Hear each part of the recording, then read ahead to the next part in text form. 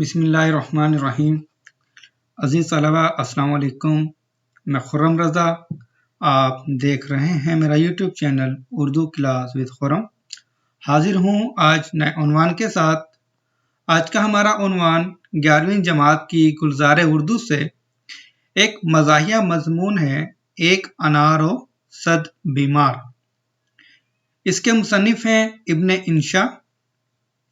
आज इस मज़ाहिया मज़मून की या सबक की आधी मश्क हम हल करने की कोशिश करेंगे। अगर मुकम्मल मश्क हल करेंगे तो लेक्चर हमारा काफ़ी तवील हो जाएगा। तो इसलिए इस सबक को या इस मज़मून को हम दो हिस्सों में मुकम्मल करेंगे। आज इस लेक्चर में हम पढ़ेंगे मुसन्निफ़ का तारुफ, मुसन्निफ़ की खुसूसियात तहरीर, सवालात के जवाबात, अल्फाज के जुमले और MCQs। ये उन्वानात इंशाअल्लाहुल अज़ीज़ इस लेक्चर में हम हल करने की कोशिश करेंगे या पढ़ेंगे। आगे बढ़ने से पहले जिन दोस्तों ने अभी तक हमारा चैनल सब्सक्राइब नहीं किया, उनसे गुजारिश है कि उर्दू क्लास विद खुर्रम को सब्सक्राइब करें और साथ में लगे घंटी के बटन को दबाना ना भूलिए, ताकि हमारी नई आने वाली वीडियो आप तक वक्तन फ़वक्तन पहुंचती रहे और आप उनसे मुस्तफ़ीद होते रहें। बढ़ते हैं अपने लेक्चर की तरफ। किताब से लिया गया स्क्रीनशॉट आपकी स्क्रीन पर मौजूद है।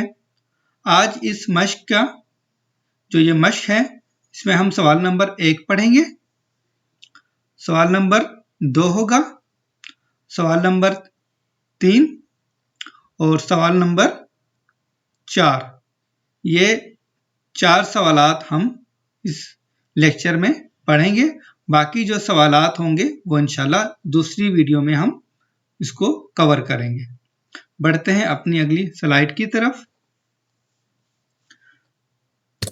मुसन्निफ़ का तारुफ है इब्ने इंशा।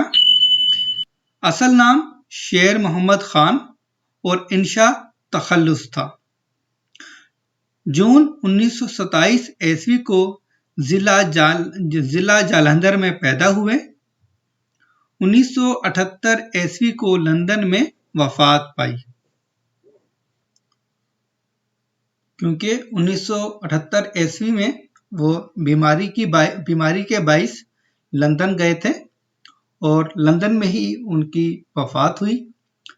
फिर उन्हें कराची लाया गया और कराची में उनकी तदफीन की गई, तो इसलिए उन्हें कराची में दफन किया गया।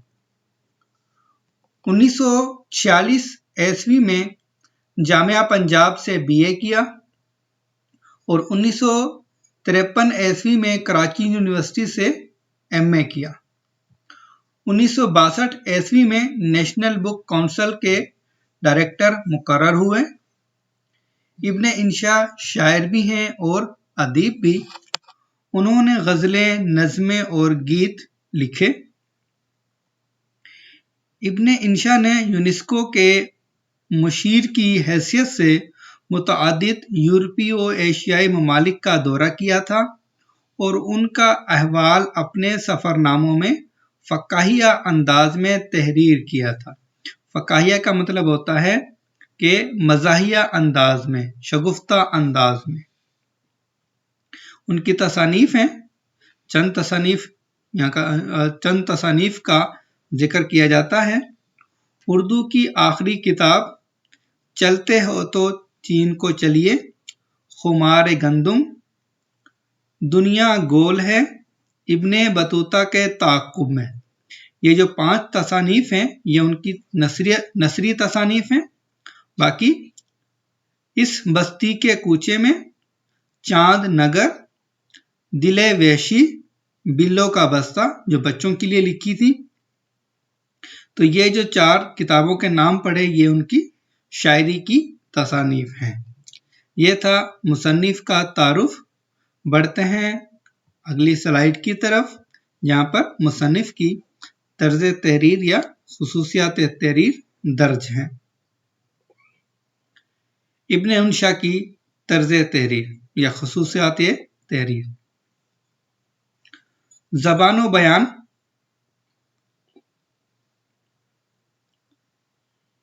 इब्न इंशा की जबान सादा और आम फहम है। वो निहायत सादा और आसान अंदाज में अपनी बात बयान कर देते हैं क्योंकि उनकी पेश नज़र आम आदमी है। क्योंकि पेश नज़र मतलब वो आम आदमी के लिए ही लिखना चाहते हैं या लिखते हैं जो उनकी तहरीर को पढ़ेगा।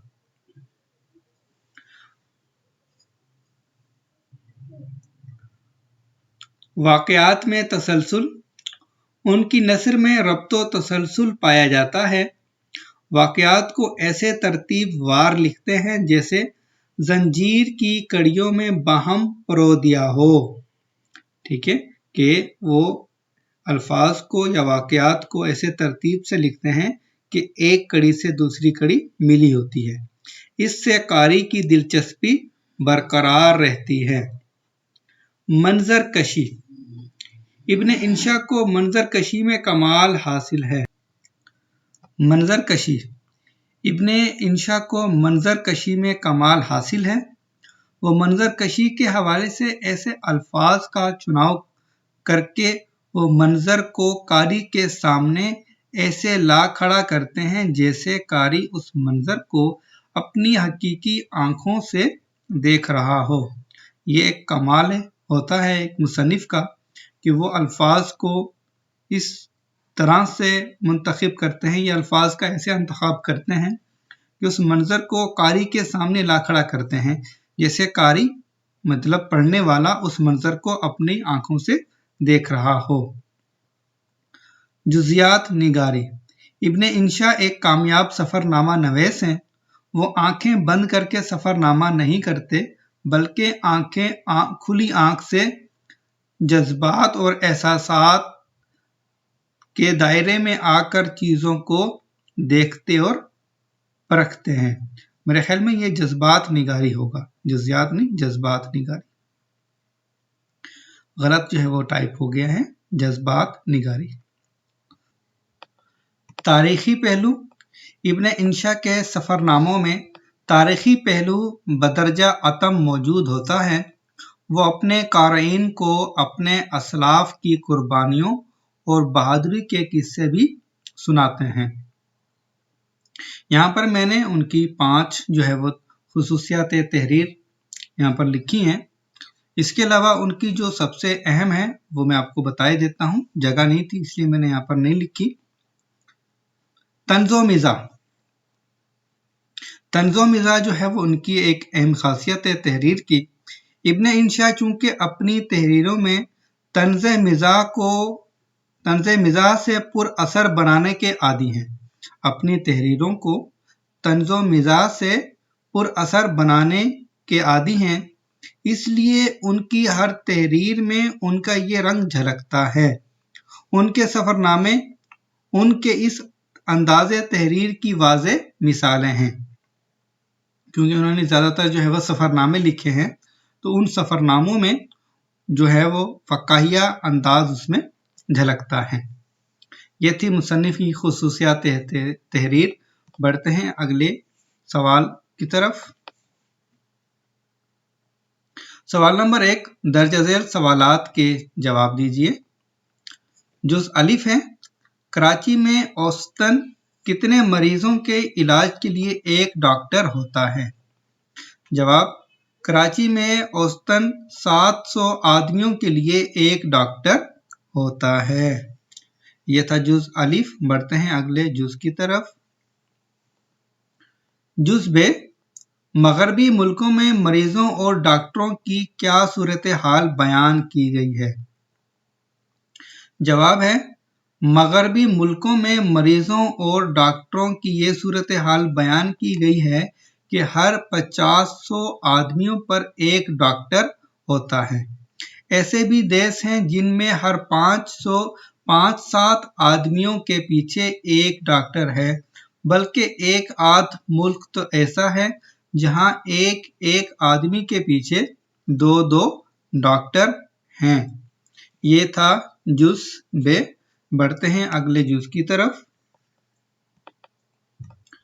जुज़ जीम, सबक में बुजुर्ग को कहावत की तस्हीह करने की जरूरत क्यों पेश आई? जवाब है, जैसे दुरुस्त कहावत है, एक अनार और सद बीमार। क्योंकि कंधारी अनार अपनी खुसूसियात की बाइस बहुत मशहूर है। बुजुर्ग ने इस कहावत में अनार की जगह अनाड़ का लफ्ज दाखिल कर दिया है। अनार कंधार में होते हैं, कराची क्योंकि कंधार नहीं जो यहाँ अनार का जिक्र हो। यहाँ अनाड़ पाए जाते हैं जो अनाड़ी का इसमें मुकब्बर है। हमारे मुआशरे में बहुत से ऐसे अताई डॉक्टर मौजूद हैं जो बीमारियों की सही तशखीस ही नहीं कर सकते, तो बीमारियों का इलाज कैसे करेंगे? अब उन एक एक अनाड़ी डॉक्टरों की वजह से सैकड़ों लोग बहुत सी बीमारियों का शिकार होते जा रहे हैं। बुजुर्ग ने इस पस मंजर में अनार की जगह अनाड़ को दाखिल किया है। ठीक है, ये था जुज़ जिम, जिसमें बुजुर्ग ने इस कहावत में अनार की जगह अनाड़ को शामिल किया है या दाखिल किया है। बढ़ते हैं अगली स्लाइड की तरफ। जुज़ दाल, मुसन्निफ ने इलाज के नाम पर कौन कौन से तरीकों को तंज का निशाना बनाया है और क्यों? जवाब है, मुसन्निफ ने एलोपैथी, होम्योपैथी, फुटपाथी, हकीम, वैद, आमिल कामिल, मुनज्जम, जफ़ार, तिबे चीन वाले, तावीज़ों वाले, अंगूठियों वाले, इन तमाम को तंज का निशाना बनाया है। वो इसलिए अगरचे हमारे यहाँ डॉक्टरों की कमी है, मगर अताई या अनाड़ी डॉक्टरों में हर मर्ज का अलग अलग डॉक्टर मिल जाता है। उनका मकसद कब्रिस्तान की आबादकारी है, चाहे देर या सवेर, क्या फर्क पड़ता है? ये था जुज़ दाल। बढ़ते हैं अगले जुज़ की तरफ।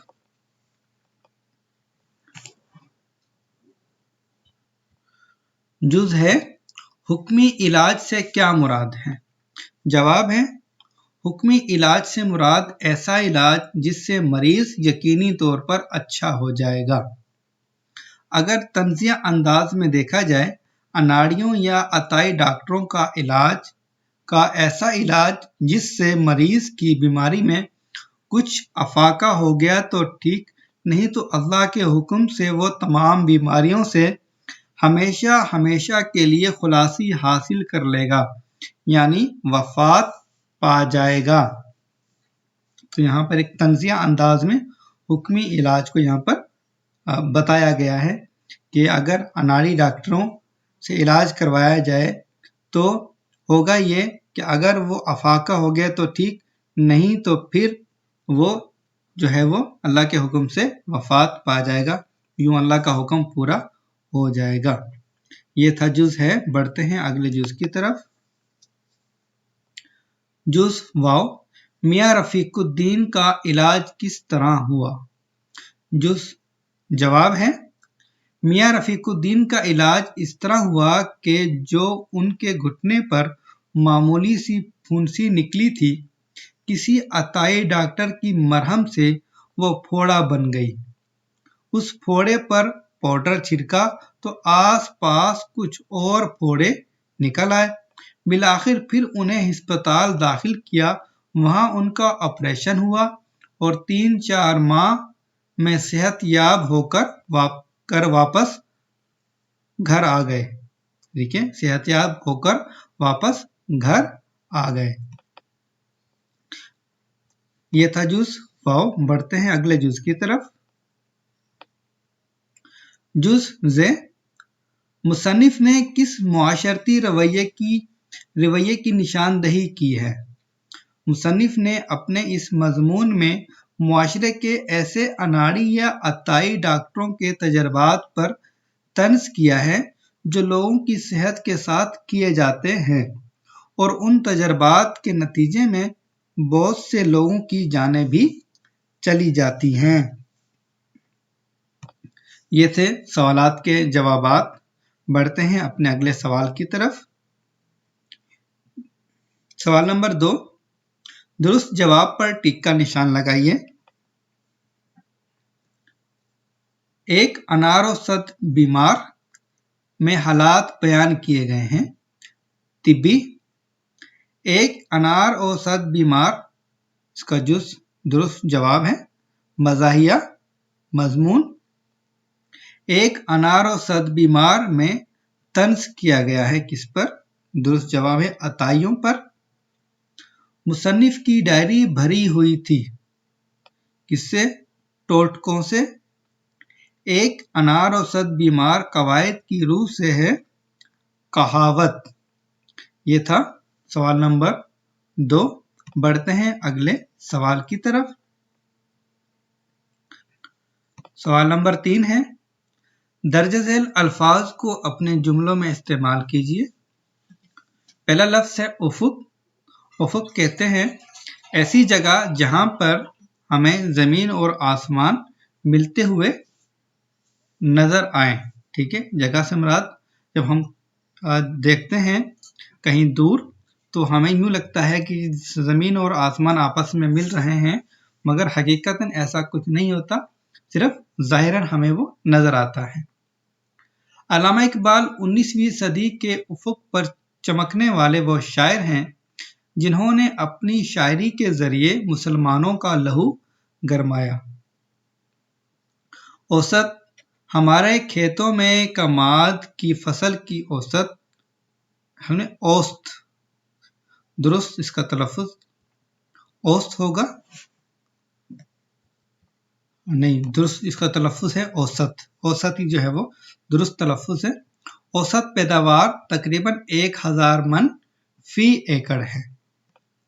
शेवा, शेवा मतलब तर्ज उसका। आकिल लोगों का ये शेवा नहीं कि वो जाहिलों से उलझता फिरे।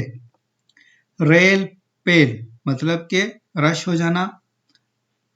ईद के दिनों में बाजारों में खूब रेल पेल हो जाती है। मुदावा, मुदावा मतलब के दुखों का जो है वो इलाज करना है या किसी की तकलीफ को दूर करना।